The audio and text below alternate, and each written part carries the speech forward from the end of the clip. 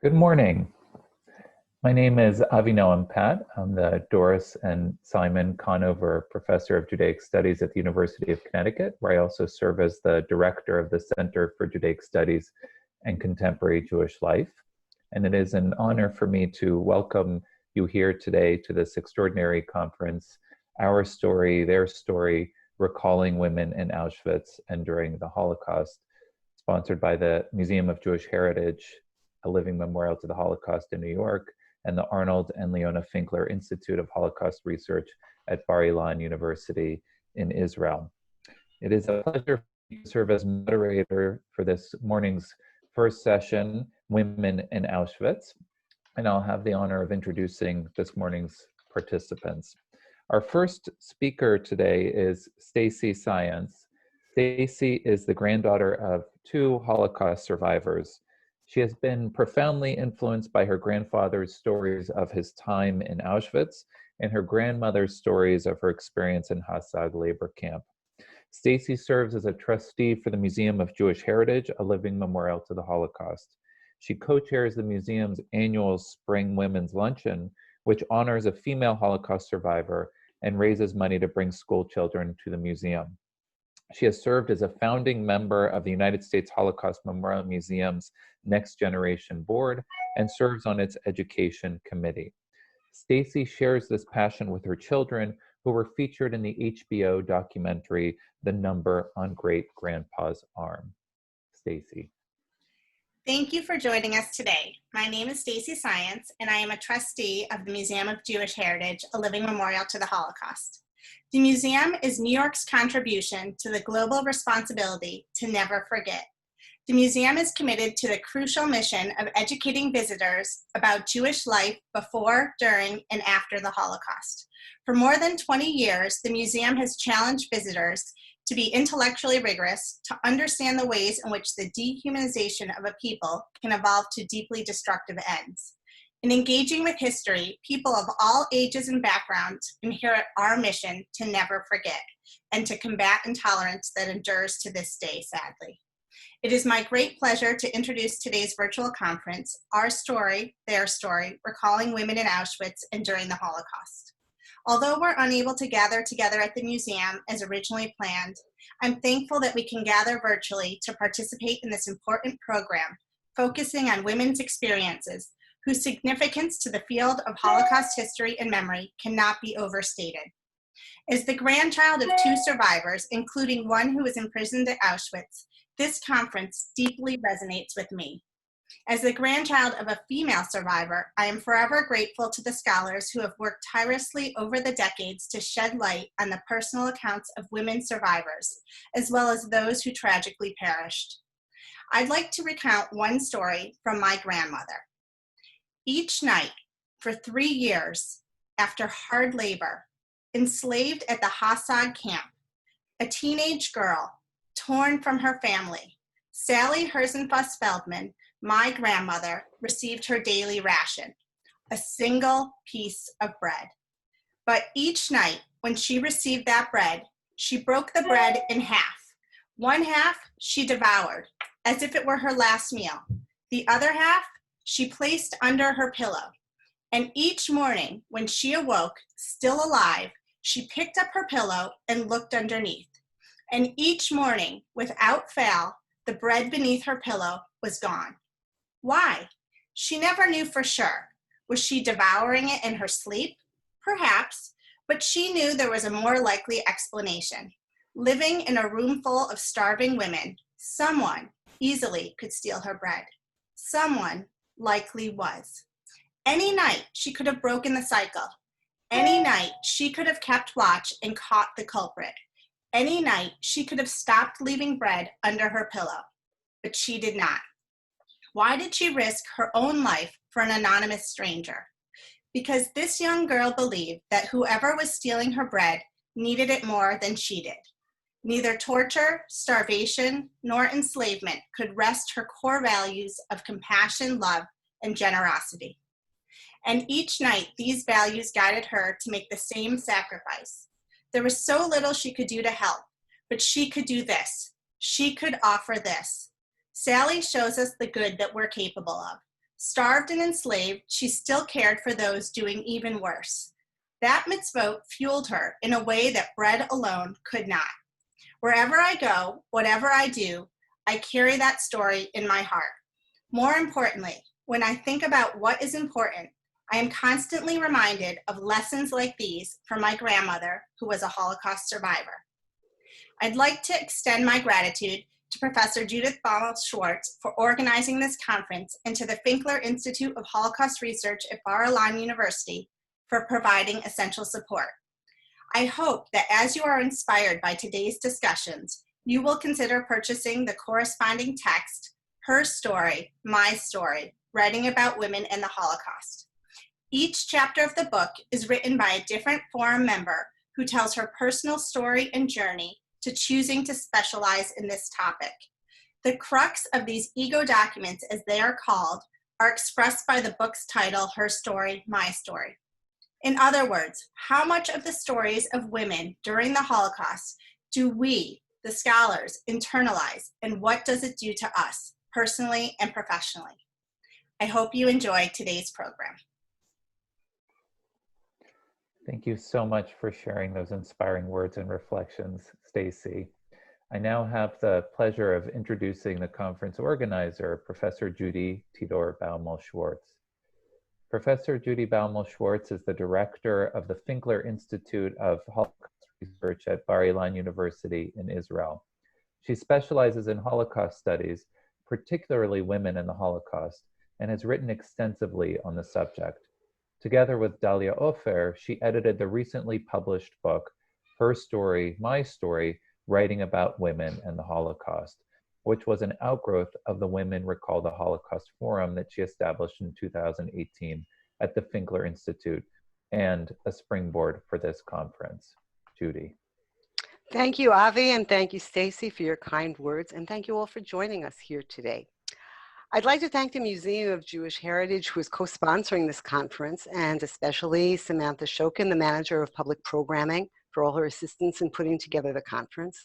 I'd like to thank you, the audience, the participants. Most of you are members of the Women Recall the Holocaust Forum at the Finkler Institute at Bar-Ilan University. And together we created that book that was mentioned, Her Story, My Story, Writing About Women in the Holocaust, which was an important inspiration for holding this conference. I'd also like, most of all, to thank Professor Robert Jan van Pelt, who is going to be giving the keynote lecture. He is a renowned expert on Auschwitz and the guiding expert behind the exhibit Auschwitz, Not Long Ago, Not Far Away, which is on exhibit, will once again, when it's opened, be on exhibit at the Museum of Jewish Heritage, which was another inspiration for holding this conference. And thank you all for being with us today. The conference itself is at the same time a professional, but also a personal conference. So I'm going to be speaking now both personally and professionally. Personally, as the daughter of a Holocaust survivor, of an Auschwitz survivor, and professionally as the head of a Holocaust Institute who has taken this as my subject, what I have been doing for most of my life. My Auschwitz experience, if I may even say so, that we can talk about, that Auschwitz experience was that of a man, of my father. When I was younger, that was the only experience that I had heard of, that I knew of. And only as time went on did I begin to meet women who were also survivors of Auschwitz. The first that I met when I was quite young was a woman who had come out of it very emotionally challenged. And the image that I had of women Holocaust survivors from Auschwitz when I was quite young was that men came out strong, and that was my father and his friends, and women came out much more fragile. However, after moving to Israel when I was 15 and I started meeting lots more women Holocaust survivors from Auschwitz, that image began to change. One of my mother's closest friends, a new neighbor, was a young survivor. My best friend's mother was also an Auschwitz survivor. As I got to know them and their stories better, as I said, I got this picture that women who survived Auschwitz were not fragile, not by any means. And let me tell you a little bit about these women that I had met and who, some of them are still with us today. One of our good neighbors, Esther Goldstein, came from Czechoslovakia to Auschwitz when she was 16. She was caught trying to help somebody else during roll call, and she was sentenced first to solitary, to isolation, and then to death. She was told that she was going to be in a room for 3 days, locked up, without food, without water. She had a sister and she had a best friend in Auschwitz. They tried to smuggle food in. They didn't. They managed to bribe a guard to smuggle in cigarettes. And for 3 days, that's what she did. She sat there and she smoked without food, without water. However they did it, they managed to get her out, obviously paying tremendous bribes to the guards. But from then, she became a smoker, a very strong woman. And when she and my mother used to sit together and they would light up their Virginia Slims, she would say, "This is my Auschwitz legacy." That's a tremendously strong woman who survived something like that. As I said, one of my closest friends' mothers, also an Auschwitz survivor. She's still with us today, and we're going to be seeing her movie later on. That's Zipporah Berner Goldstein. She came at 20 to Auschwitz from the Carpathian Rus. She came also with a sister, and they were sent to the Canada barracks. Those were the sorting barracks where they sorted the possessions of the Jews who had come to the camp. And from her, I heard from the first time about the differences between men and women when it came to sabotage. She told me the following story, that among the things that they had to sort to be sent back to Germany were fur coats. And the male prisoners used to sabotage the coats. Remember, sabotage is punishable by death. They would take apart the lining almost to the end so that when a German woman would put on the coat, it would fall apart after a few moments. On the other hand, she said the women did something totally different. They would write notes and they would write, "German woman, know that this coat belonged to a Jewish woman who was gassed in Auschwitz," and they would put it deep into the pockets.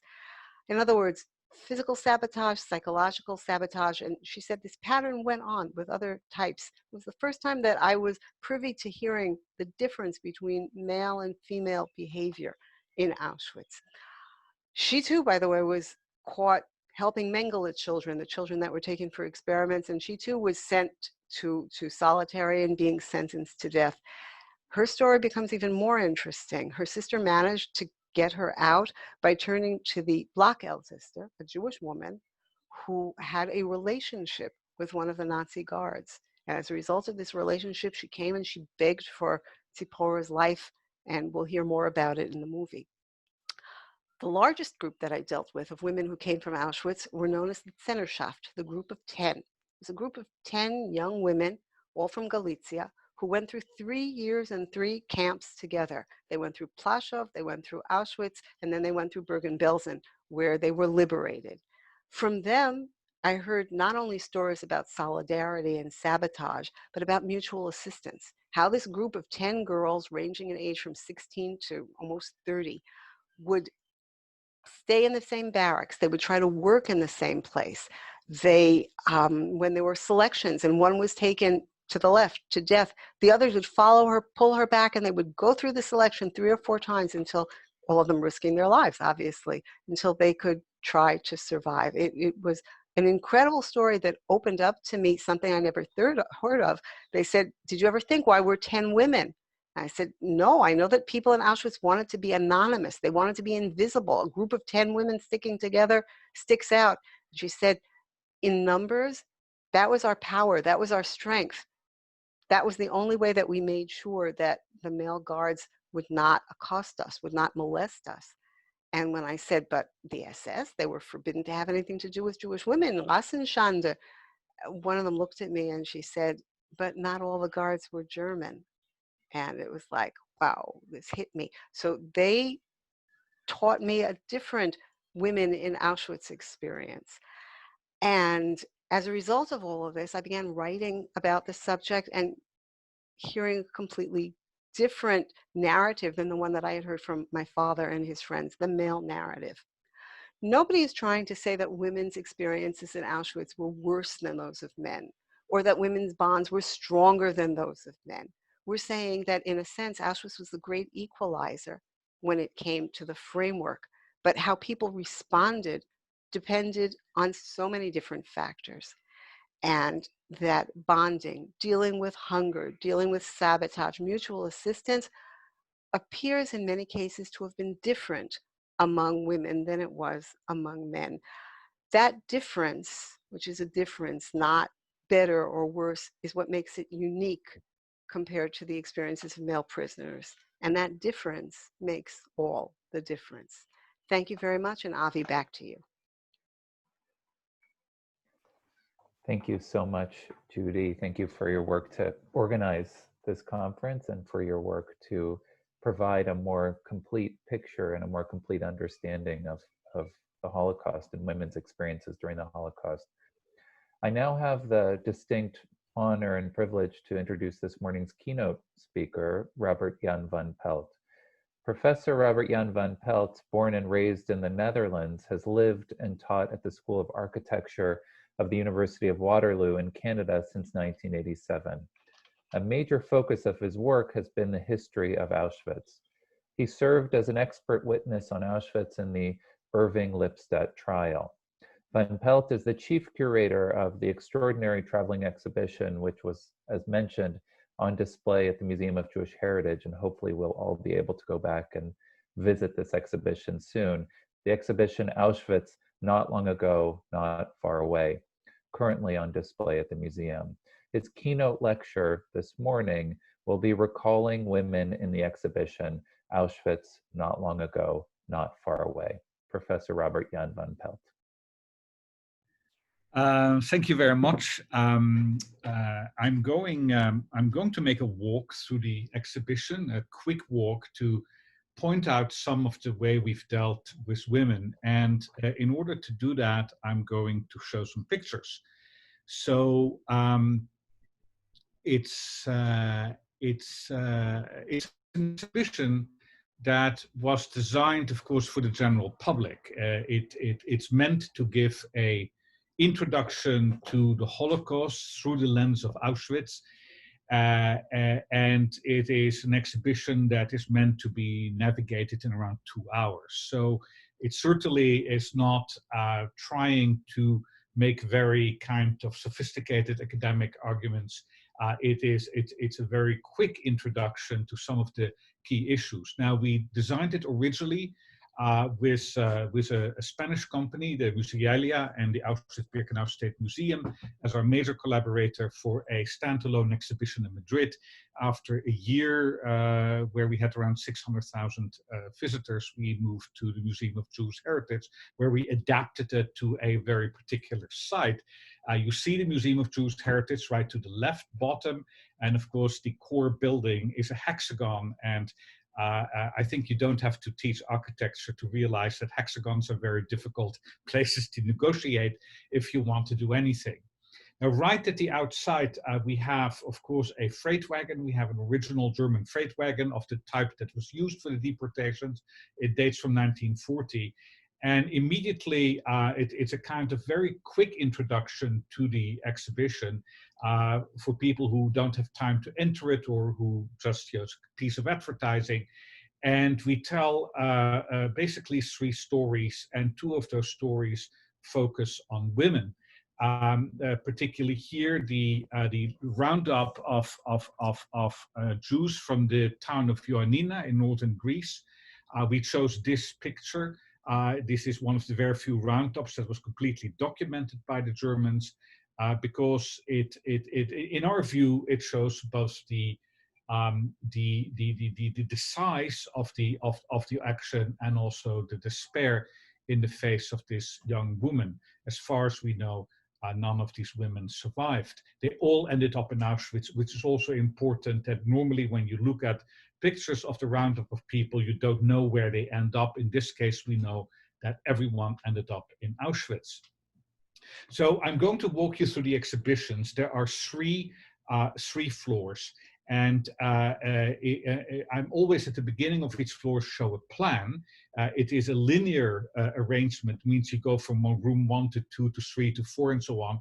The blue dot is the entry on a floor. So in this case, you come out of a corridor that leads from the adjacent building into an oval room. And then the red dot is the exit where you connect to an escalator, which brings you to the next floor. So we're now at the ground floor. And I will walk quickly through it, but I will at a certain moment stop at a few places. So the first room the first major room is right at the center. It's called the Wheelset and the Shoe. And what I would like to do is actually play the stop of the audio tour right now. See if it works. The wheelset and the shoe.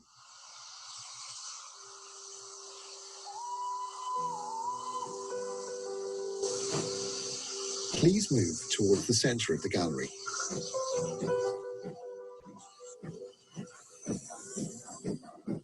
This space brings together two very different but connected objects. A large iron wheelset and, in the display case, a stylish leather shoe. The wheelset is from a 1930s German National Railway locomotive that would have pulled wagons, just like the one you may have seen outside, across the thousands of kilometers of track that crisscrossed Germany and connected it to the rest of Europe. Before the war, the wagons carried goods and cattle. During the war, they carried a new cargo, people.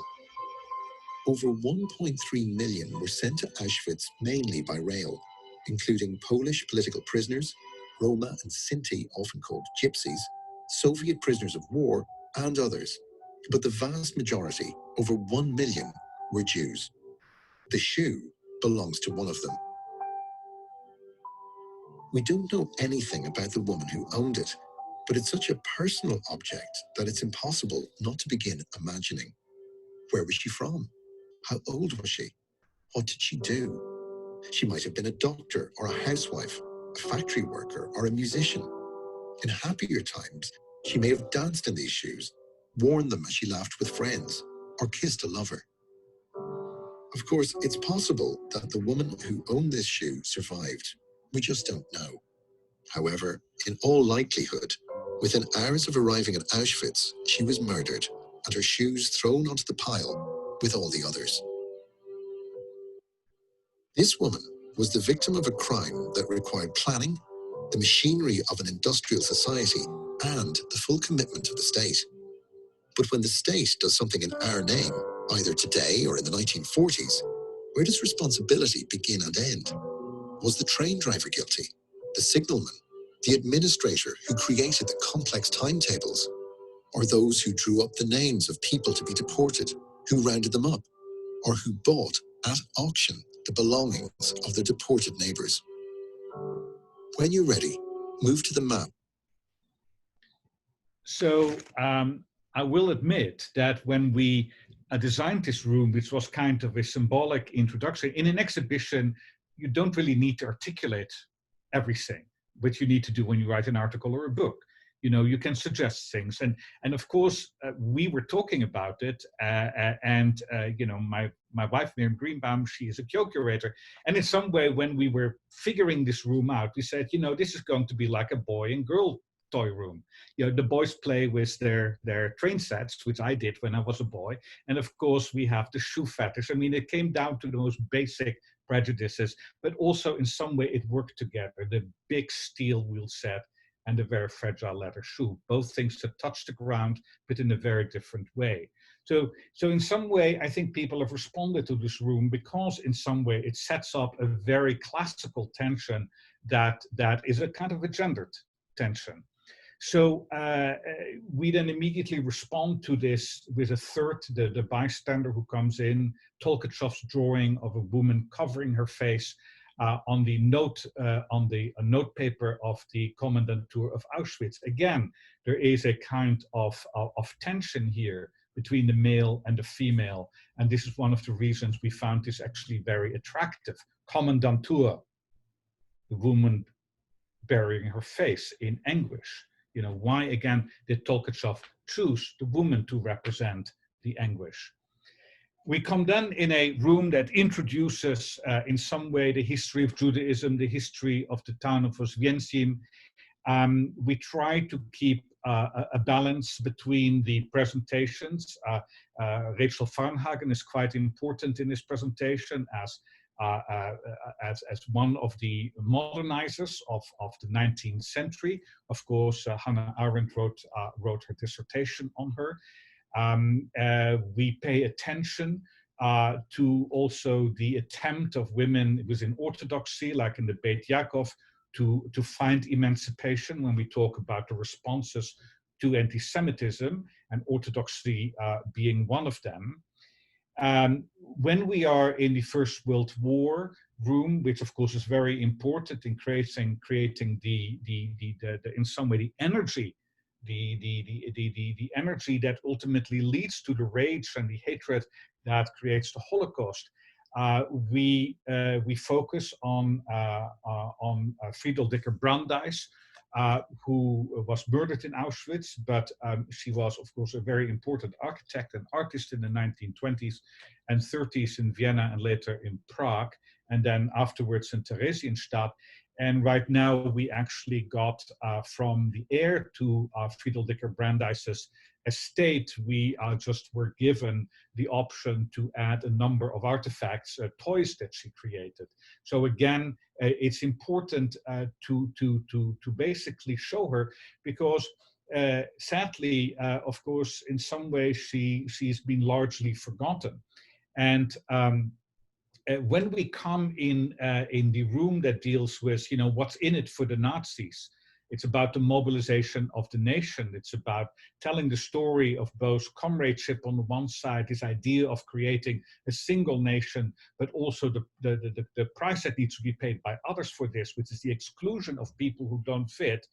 We actually, one of the most interesting artifacts that we have is an instrument to help you determine racial characteristics, the rassenkundige Bestimmungstafeln.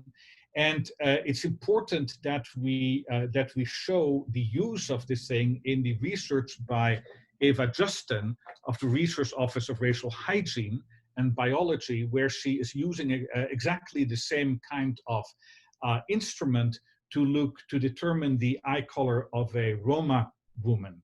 Now, you see a little screen to the left on the left top, which actually shows a orphanage with children who were used by Eva Justin as for her racial research. Roma children. When she finished her dissertation in 1943, the children were not useful anymore, and all of them were deported and murdered in Auschwitz. So one of the things we certainly want to show also is that in this case, amongst the perpetrators, women also had their roles. And so the story is a complex one when you look at it from a gender perspective. Now, the next room deals with the origin of concentration camps in Germany.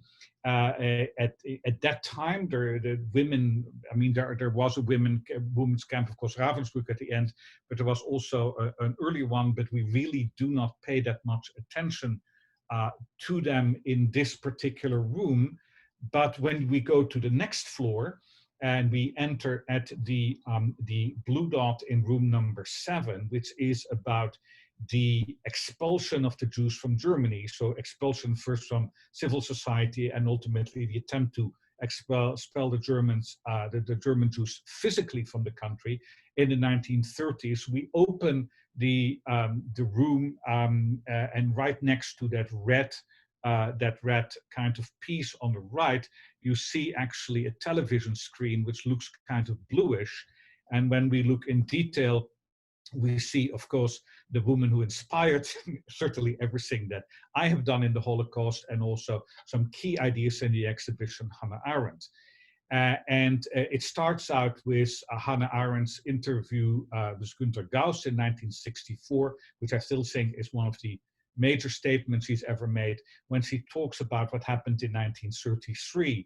And when she said, you know, the problem German Jews had is not with what their enemies did, but what their friends did. And it was as if a vacuum formed around me, that basically everyone moved away. And it was that abandonment of the German Jews by their friends and their neighbors. And so for us, this is really in some way where the story gets more intense, where we get into what you could call the fate of the Jews in the 1930s and the 1940s, the abandonment. And we also focus then at the same time, in some way, on the opportunity that it gives to women. We have here Rabbi Regina Jonas, the first ordained rabbi in the world in the 1930s in Germany, because it's exactly at that time, of course, that women have to step in when in some way, when the crisis hits. And we see that, of course, in the whole history of the Holocaust, and Trudy in some way also already referred to that, that, you know, that women, as the men were in some way disempowered, the women in some way, especially also in the situation of exile and refugee, had to take over. And Regina Jonas is an important kind of portrait to understand it. At the same time, of course, also forgotten. I mean, we shouldn't forget that she was very, very important in Theresienstadt in helping people who arrived there to get settled. She worked with Viktor Frankl, but of course, Viktor Frankl forgot to mention that, you know, in all of his writings afterwards. I have an incredible admiration for Viktor Frankl. You know, I mean, without Viktor Frankl, I wouldn't be doing what I'm doing now. But the fact that he basically forgot Regina Jonas, I think, is really, it speaks also to a particular place and time and the way that he saw the world, in which women didn't have a very important role. Then we have a room that's about the occupation of Poland, the establishment, the annexation of Auschwitz, the T4 action. And then we come in the establishment of the concentration camp of Auschwitz. The concentration camp in 1940, and we have, amongst other things, the desk of Hus, the original desk of Hus, with a common number of items that he had on his desk. Of course, Auschwitz until 1942 did not have female prisoners, but at this moment when we deal with the mugshots, we really already, because we do not want to in some way reintroduce the issue of mugshots, we actually do show pictures of 4 women prisoners, and in some way also show the range of where these women came from. So this is Lotte Frankel, or Charlotte Frankel. You see a very low number, Judith 2065, 2065. She belonged to one of the first transports from Slovakia, March 1942. Actually survived the death march and the war despite a suicide attempt. And she was actually rescued by her fellow inmates when she tried to commit suicide after her sister had died in Auschwitz. So it's a story really of women in some way looking out for each other. Here, a young Polish girl who was brought, Czesława Kwoka, who came as her mother from the Zamość area when the Zamość area was Germanicized in 1942 to create a German settlement there. She died very quickly after the arrival in the camp, but also reminds us of the fact that, of course, Auschwitz was also used as a kind of garbage bin to receive useless Poles, especially in the ethnic cleansing operations in 1942 in the Lublin district. The third one, Charlotte Delbo, of course, a non-Jewish French resistor who arrives in January 1943.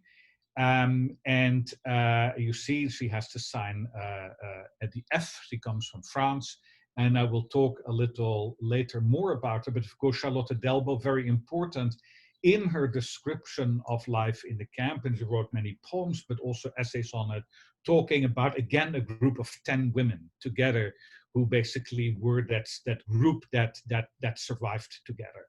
And how they, when they were sitting on the top shelf of their bunk in the women's camp, they were in some way at home with each other. And the fourth one is Annette Kreutz, who arrives later in 1943 in Auschwitz. She is a Roma woman, but is classified in Auschwitz as an asocial. Of course, for Germans, that was, you know, asocials quite often were the Roma Sinti. And she was a survivor. She survived Auschwitz and became very important after the war as a civil rights fighter for the rights of Roma and Sinti in Germany. So we show in some way the range of the inmate population, both for the men and the women, and in this case, the 4 most important women groups: Jewish women, Polish women, resistors, and then Roma Sinti. Then we come in a room that deals with basically the beginning of the Holocaust, 1941, the creation of Birkenau. and especially also the Einsatzgruppen. And I think this is still the most powerful photo of any of the Einsatzgruppen actions. These are women and children from Lubny in Ukraine shortly before their murder. And I think that the picture doesn't really need any comment. If you look closely at this, of the incredible, the horror, the incredible moral outrage that a picture like this creates still every time that I look at it. But also we talk about in some way loyalty, we talk about resistance, and in this case I think one of the most important artifacts in the exhibition is a blouse that was made for Chaya Porus, who comes from Vilna, for her sister Rachel Porus. Rachel Porus is wearing the blouse when she is murdered in the forest, but then of course everyone had to undress before they were massacred. So the blouse comes back to the ghetto to be cleaned and to be sent to some German family. And because Chaya had made it for Rachel, somebody recognized the blouse, gives it back to Chaya, and then Chaya washes it, escapes the ghetto, and wears it for over 2 years while she joins a partisan unit. So an incredibly powerful object, because it simultaneously talks about martyrdom, victimhood, and about resistance at the same time. So a lot comes together in this singular artifact. When we talk then about the option of going into hiding. We have some artifacts from the Anne Frank house, and a focus on Anne Frank. Of course, it was quite a coup to get the Anne Frank house to collaborate. Especially my favorite artifacts, or these are not actually artifacts in the whole exhibition, some of the beans that were spilled in November 1942 by Peter van Pels. Anne writes at length about it, how all the one big bag with beans that was hoisted into the attic of the annex broke open, and Otto Frank recovered some of these after the war when he returned to it. But then also the story of my grandparents. You see my grandmother here to the left, and this actually is a photo taken on June 22nd, 1941 in the Netherlands. And they're sitting in their garden the moment that the invasion of the Soviet Union begins and really the Holocaust happens. So my grandmother by that time already registered as a Jew, but then she gets false papers when the deportation starts. And so we have all the papers. You can follow the whole process from registration to the card, the index card in the municipal registry, which she all recovered after the war, interestingly. She just demanded it, in 1945. She went back, and these are her false papers on a completely different name, which is how she passed. Then we come to the deportations, and this is the first time that we have interviews. We have a few artifacts. It's very difficult to find good artifacts of the deportations, but we have some 4 cards that were thrown from deportation trains. This particular one is by a woman named Herta from the Netherlands. We got this from the Westerbork memorial. And she says, we are basically courageous. Everything is okay. We think that we will be able to cope with it. Of course, she ends up in Auschwitz and is murdered there. And here we have the picture before her deportation. The most important point in the exhibition, and conceptually the most difficult point, is the point which is indicated with the green dot. That is the point when we come to the arrival in Auschwitz. And the question is, it's a linear exhibition, but in arrival in Auschwitz, of course, there is a selection. And the selection is in some way the core of the atrocity, or the core of the moral offense that the Germans created. Hannah Arendt talks about it. She says, Eichmann should have hung at the end of her book on Eichmann, or the Eichmann trial, simply because the Germans had arrogated to themselves the right to decide who would live or who could inhabit Earth and not. And she makes a very strong point about this at the end. And so when you come at this point in an exhibition and you design the exhibition, you can only have one exit to this room. Yeah, you come into this room and you cannot divide the people. You can say, you either follow the people who go to the gas chamber or the people who go into the camp. And so the question is, what do you do? Where are you going to put the emphasis? And so what we decided to do is, in the display of the arrival in Auschwitz and the selection, and you see right in front of you a pair of original SS boots, which is basically how we try to embody the idea of selection. You come up to those boots, which are located quite low. We decided to focus on the fate of the women and the children. That is in some way ultimately Auschwitz. What makes Auschwitz different from Ravensbrück or from Buchenwald or Gross Rosen or many other camps is, of course, that it had the factories of death with the gas chamber equipped crematoria and the day-to-day murder in these places. And of course, while many men, especially men who were deemed to be older or not fit, were also killed on arrival, of course, every child was murdered on arrival, with the exception of children that could be used for medical experiments. And at least all the women who accompanied them, either caregivers or mothers or grandmothers who take care of them. So in some way they had no chance whatsoever. So we decided to focus on that. So you see to the left here, we call it a vinyl, a big blow up of all the photos of the Auschwitz album. We chose the photos that show the women and the children.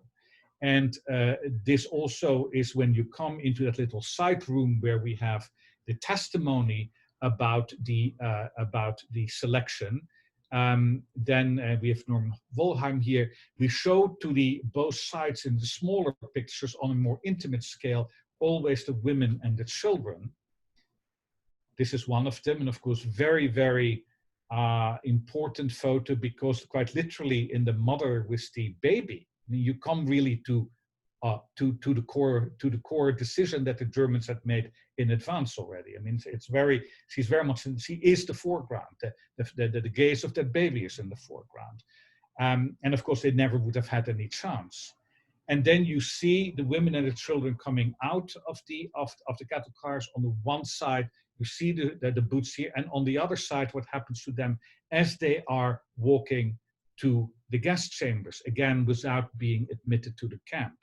So this was a very important, I think, curatorial choice that we made, that at this key moment in the history of Auschwitz, we are not looking at the people admitted to the camp, but those who had no chance of being admitted to the camp. And this is these are the children and the women who are taking care of them, who are perceived to take care of them. Then you come into a large room that has a big model of Birkenau. It has a big map. It has models of the crematoria and so on. This is again, I would almost call it the boys' room. You know, it shows the technical aspects of the factory of death. It shows also the beginning of the killings in bunkers 1 and 2 here in a drawing by David Olaire, the surviving Sonderkommando. And of course, you see that when you look at the victims coming from the Pferdestallbaracke at the back, the undressing barrack, and going towards bunker number 2, these are all women and children again.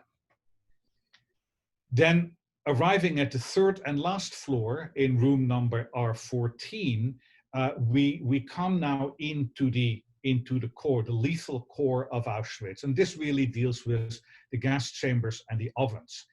And it is again a room that is dominated by what happens to children and the women, because we continue to follow them. And so we have this picture of the arrival of women and children at crematorium 2, crematorium 3 being in the background. Then we have here the key artifact in the whole exhibition. It is a shoe that was found in Auschwitz in 1945, and the sock is still tucked into the shoe. So it's a boy shoe. So we tell the story here that, you know, again, we have a shoe at the beginning. We have a couple of shoes and boots coming in. In some way, it is these shoes and boots all have to, they basically echo each other. The idea is that, you know, every time you come in a new floor, there is a shoe with a story. We had the lady's shoe at the ground floor, the red lady's shoe. We had the shoe of a child that made it to Chile in 1939, a German Jewish refugee a child. And then we come at the beginning of this floor with the shoe, with the sock. And of course, what you see here again is, you know, in some way, a conversation going on between a mother, we assume it to be the mother, and the son. Yeah, that is, you come in an undressing room, and of course, you know, the child is taught, or would have been taught normally by this time, you know, in some way, you know, okay, put your shoes together, your socks in the shoe, you know, remember, whatever like that. If you go to the swimming pool, if you go to the beach, whatever like that, it's part of a child's education to be taught, you know, how to, at a certain moment, to recover your own stuff. And of course, you can in the boy or the mother putting that sock in the shoe, you in some way can reconstruct that conversation, which also means this complete innocence, this complete unawareness of what is going to happen to you. That if you make the effort to put the sock in, to put the sock into the shoe, you actually think that you will be alive when you come back in that room. So it also speaks to the lie of what's happening. So here then we follow that with this drawing by David Olaire. Again, David Olaire very much focusing on the fate of the women and children. He didn't really make any drawing showing the murder of men in the crematoria. He served for 2 years as a Sonderkommando in the crematoria. He never draws what happens to the men, always to the women and children, which again to him was also the core of the Holocaust. And then after the killing, what happens to the bodies? And you know, people have looked at this. Some people have said that, you know, they accuse Olaire of a kind of pornographic interest almost.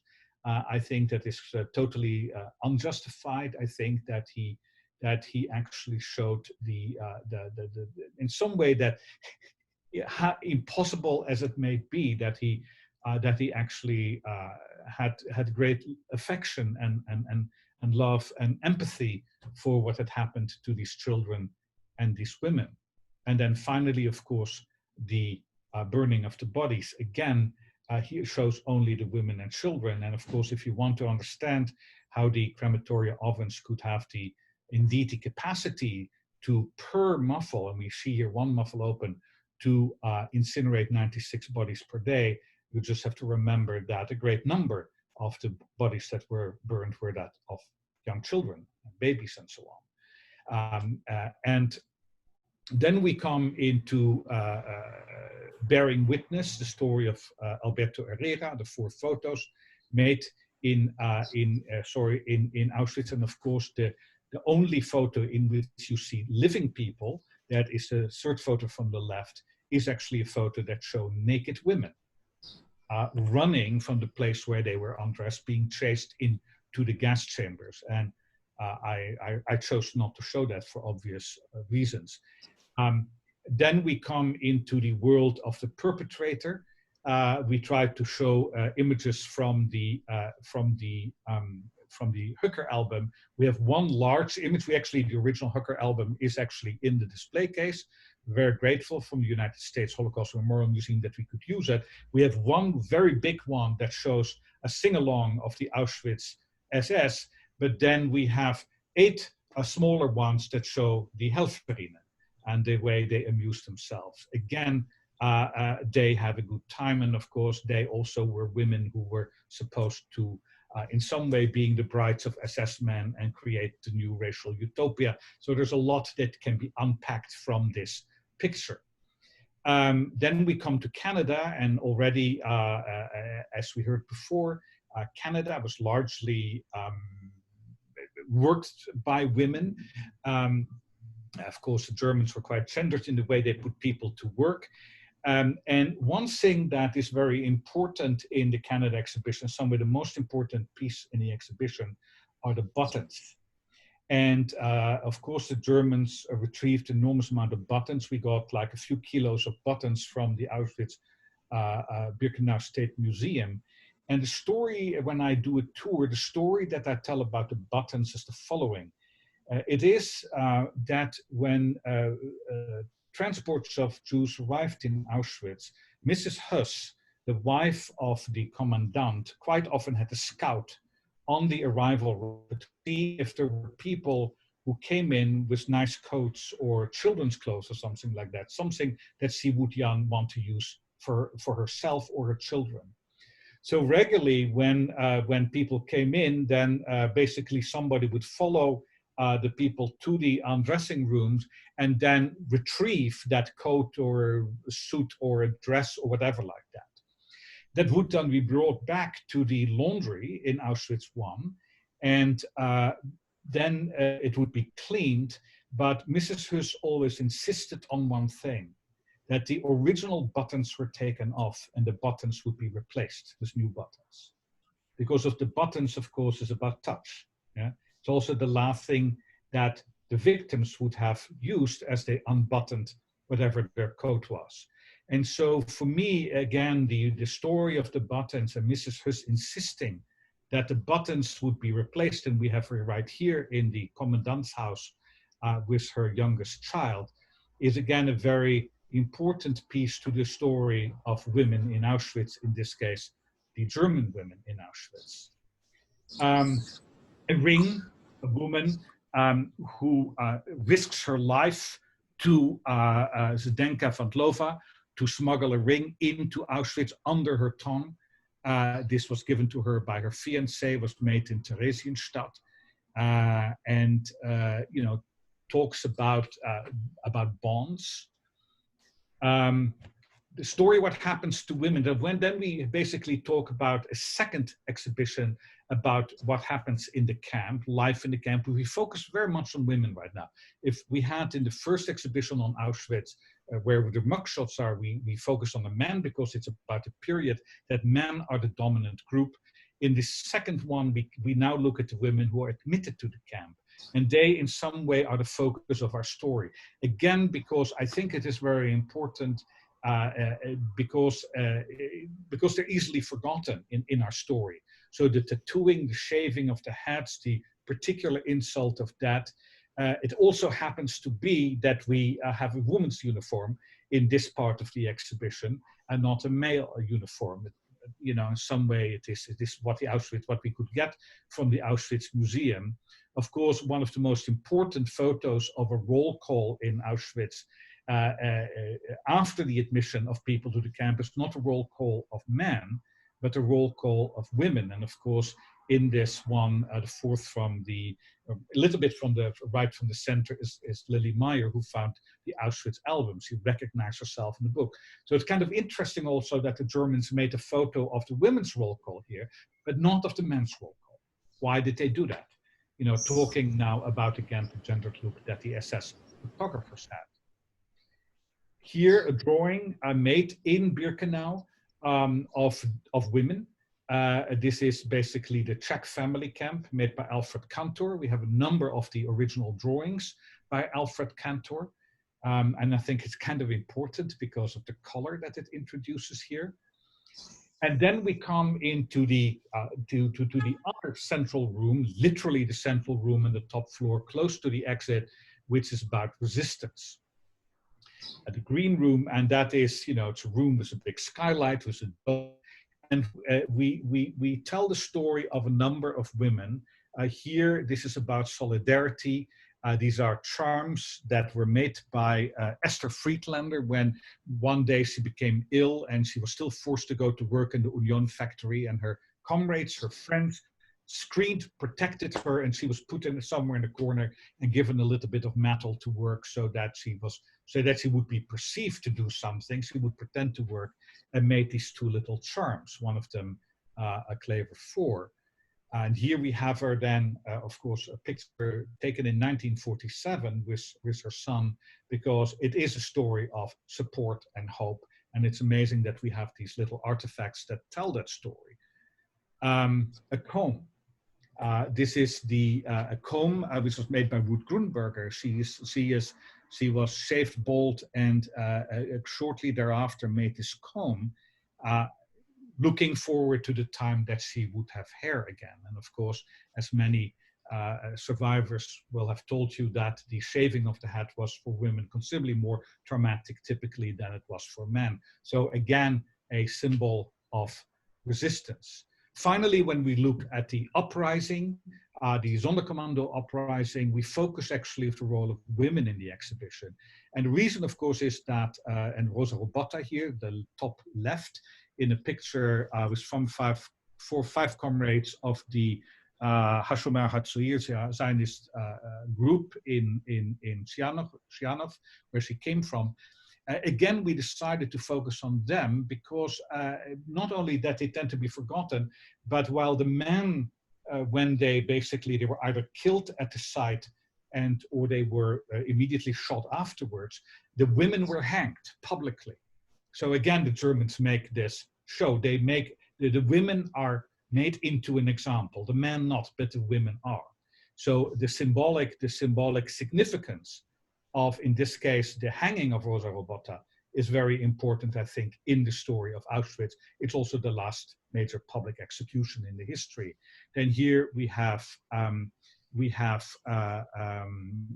Gertler, and we finally have here, whatever, I just have an Alzheimer's moment, Esther Weisblum and her sisters, all involved in that uprising. And then Hannah Weisblum to the left actually survives. She's not betrayed, and ultimately is an important witness in our movies. Finally, when we after the death march, we come in liberation. We have a beautiful artifact, a liberation dress made out of some tablecloth by one of the Auschwitz survivors, pajama bottoms, found in Canada by a surviving inmate who takes it because, thinking in a magical fashion, she thinks if she has a present for her husband, when she finds her husband again, he will have survived, or he will survive. And indeed, in some ways, she has the present, and she finds her husband again a couple of months later. And then finally, again, we come back to Miss Arendt, Hannah Arendt, who talks in the same interview that in some way the day that she heard about Auschwitz was for her the day that in some way separates her life in the before and after. It wasn't 1933, it wasn't 1940. It is when she hears about Auschwitz. She realizes that something has happened in history that cannot be made good. And this becomes a very important philosophical point for her. This literally divides the world in an age before and after Auschwitz. And then as we walk out of the exhibition, we in some way give the final words to two non-Jewish prisoners, two women, one a Roma woman, Challah Stoika, was bleibt nichts, what remains, nothing, an empty Roma camp in Germany. This is a painting which is owned by my wife Miriam. It was important again that we in some way foreground the victim group that is so easily forgotten, was also forgotten after the war. And Challah Stoika is a great hero of mine, a woman who was incredible courage after the war, rebuilt her life and became, as a painter, a great artist, but also important spokeswoman and even author for the experience of the Roma Sinti in Auschwitz. And then the final words are by Charlotte Delbo as you leave the exhibition. You who are passing by, I beg you, do something, learn a dance step, something to justify your existence, something that gives you the right to be dressed in your skin, in your body hair. Learn to walk and to laugh, because it would be too senseless after all for so many to have died while you live doing nothing with your life. So finally, as a final word, as you see, women are quite prominent in our exhibition. And the reason is that, of course, when you create an Auschwitz exhibition, everyone expects Elie Wiesel and Primo Levi, the usual male suspects, the male writing suspects, to be centered to the story. And I think that one of the ways to have a fresh take on the story, and an important fresh take, is to look actually at people who are normally not thought about as being central characters in the story. And we certainly hope that we have in some way pulled them from the periphery to the center. Exactly 40 minutes, so I think I've run out of time. Oh, thank you so much, Robert Jan, for, first of all, for your incredible work to create this comprehensive and at the same time devastating exhibition, and for taking us on a virtual tour this morning, and for sharing these really fascinating insights that are quite thought-provoking and give us much to wrestle with and to consider as we think about how the history of the Holocaust and how the history of Auschwitz has been written, and also the purpose of this conference to think about the experiences of women in Auschwitz and women in the Holocaust, and how we might consider writing and rewriting this history from this perspective as well. So I want to thank you for these insights, and for concluding this first part of the spoken remarks this morning in the conference, in the session on women in Auschwitz. Thank you. Okay, we continue with the movie now. Avi? So it is my privilege to introduce our film this morning to conclude our session in part one on women in Auschwitz. And the film this morning is Being a Woman in Auschwitz. Being a Woman in Auschwitz is a half-hour movie prepared in 1985 in cooperation with the Open University of Israel. The testimony of Auschwitz survivor Tzipora Goldstein, in Hebrew with English subtitles, the film. Tzipora was a 20-year-old young woman from the Carpathian area who was deported to Auschwitz with her parents and sister in May of 1944. Here in the film, she describes her wartime experiences working in the Canada barracks in Auschwitz.